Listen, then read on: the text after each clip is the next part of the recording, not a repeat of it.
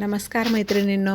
तर चला चला आता आज काय बनवायचं आहे. तर आज आपण बनवणार आहोत मेथी बनवणार आहे. मी मटर मेथी बनवणार आहे. थोड्या वेगळ्या प्रकारामध्ये बनवणार आहे. तर त्याच्यामुळं तुम्ही व्हिडिओ स्किप न करता बघा.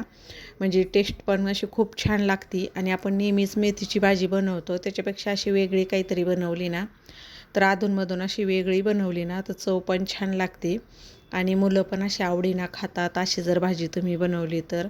त्याच्यासाठी बघा मी एक कांदा घेतलेला आहे आणि एक टोमॅटो घेतलेला आहे. असं मिडियम आकारामध्येच आहे. एक कांदा आणि एक टोमॅटो आपल्याला लागणार आहे. आणि हिरवे जे मटर आहेत तर हिरवे वाटाण्याचे जे दाणे आहेत ना ते एक वाटी घेतलेले आहे मी. आणि मेथीची भाजी जी आहे तर एक गड्डी आहे बघा. मेथीची भाजी मी अशी निवडून घेतलेली आहे. निवडून थोडीशी अशी कट करून स्वच्छ अशी धुवून घेतलेली आहे. आणि कांदा आणि टोमॅटो जे आहे तर मग आता मी याला कट करून घेते. आपल्याला जे आहे तर याची आपल्याला ही पेस्ट बनवायची आहे. तर त्याच्यामुळे मी असं याला थोडंसं असं मोठ्या आकारामध्येच कट करून घेते.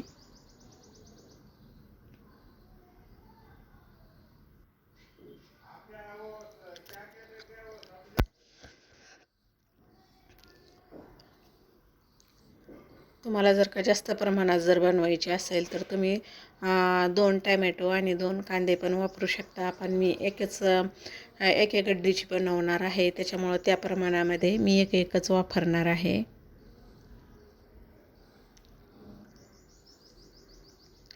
आता मी कढई ठेवली आहे गॅसवरती आणि थोडंसं तेल टाकून जे आहे ना तर कांदा असा त्याच्यामध्ये थोडासा आपल्याला कांदा असा परतून घ्यायचा आहे. कारण की कांद्यामधलं थोडंसं असं पाणी हे होईपर्यंत, कारण जुनाच कांदा आहे त्याच्यामुळं त्याच्यामध्ये जास्त पाणी पण नाही आहे. असा कांदा थोडासा ब्राऊन कलर होईपर्यंत व्यवस्थित असा तेलामध्ये परतून घ्यायचा.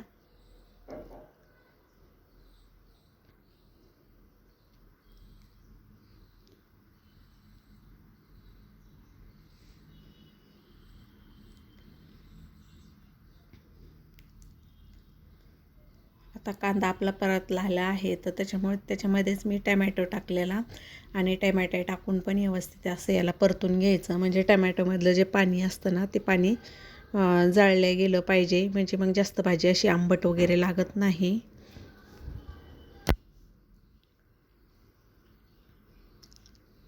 हे बघा अशा प्रकारे टोमॅटो आणि कांदा एकदम असं व्यवस्थित असा मिक्स करून परतून घ्यायचं.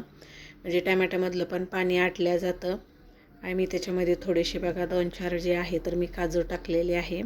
काजूमुळं काय होतं हे गिरवी जी आहे ना तर मिळून येते. त्याच्यामुळं मी त्याच्यामध्ये हे टाकलेलं आहे काजू. आणि लसूण पण टाकलेलं आहे. लसूण जे आहे ना तर मी जास्त प्रमाणात लसूण घातलेलं आहे त्याच्यामध्ये. आता हे जे आहे तर मिक्सरला बारीक करून घ्यायचं. एकदम अशी बारीक अशी पेस्ट करून घ्यायची याची.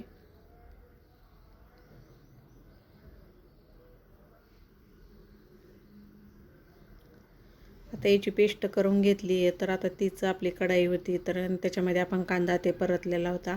तर त्याच्यामध्ये मी आता तेल टाकून घेते बघा. असं 2 चमचे जे आहे तर 2 पळ्या मी असं तेल टाकलेलं आहे त्याच्यामध्ये.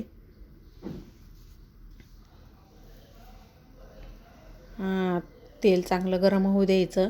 आणि नंतर त्याच्यामध्ये मी जिरे टाकले आणि जिरे टाकून लाल मिरची पावडर टाकली आहे बघा. थोडीशी हळद टाकली आहे.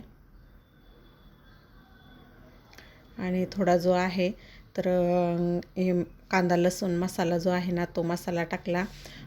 थोडा त्याच्यामध्ये मी गोडा मसाला पण टाकलेला आहे. आता हा मसाला थोडासा असा परतून द्यायचा. त्याच्यामध्ये आपण ही कांद्याची आणि ही पेस्ट बनवलेली जी आहे ना तर ती टाकायची आणि छान असं तेल सुटेपर्यंत याला व्यवस्थित असं मंद आचेवरती गॅस करायचा आणि याला व्यवस्थित हा मसाला जो आहे परतून द्यायचा. हे बघा आता मसाल्याला जे आहे ना छानपैकी असं तेल सुटलेलं आहे. तर त्याच्यामध्ये मी जे हे आहे मटरचे दाणे ते टाकलेले आहे. आणि ते टाकून थोडंसं व्यवस्थित असं परतून द्यायचं. म्हणजे त्याच्यात तो पण मसाल्यामध्ये छान असे परतले गेले पाहिजे. हे बघा असं छान मसाल्यामध्ये परतले गेले. त्याच्यानंतर वरतून त्याच्यामध्ये आता मेथी टाकायची आहे.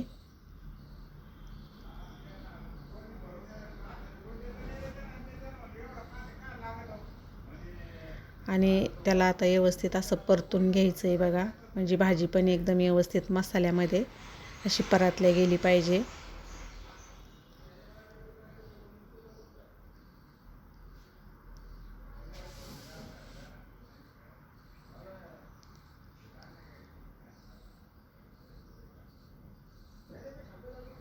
पूर्ण असं मिक्स करून घ्यायचं आहे. मसाला आणि भाजी पूर्ण असं मिक्स झालं पाहिजे. तोपर्यंत आपल्याला याला म्हणजे अंगचंच पाणी सुटेपर्यंत परतू द्यायचं.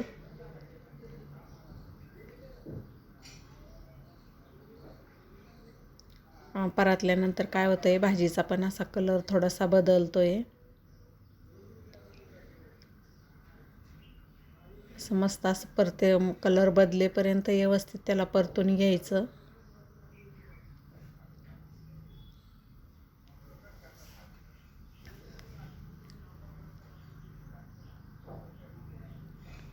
ही बघा छान अशी भाजी परतली गेलेली आहे आपली. आणि मसाल्याला आणि त्यालाच असं तेल आणि पाणी पण सुटलेलं आहे बघा. अजून मी याच्यामध्ये मीठ वगैरे घातलेलं नाही आहे, पण असं छानपैकी असं पाणी सुटलं आहे. आणि भाजी पण अशी छान अशी मसाल्यामध्येच परतली गेली आहे. पण आपल्याला थोडीशी आता याच्यामध्ये रस्सा बनवायचा आहे, त्याच्यामुळं थोडंसं मी त्याच्यामध्ये पाणी घातलं आहे. आणि आता पाणी घालून त्याच्यामध्ये एकदम व्यवस्थित असा मसाला जो आहे तो मिक्स करून घ्यायचा आहे.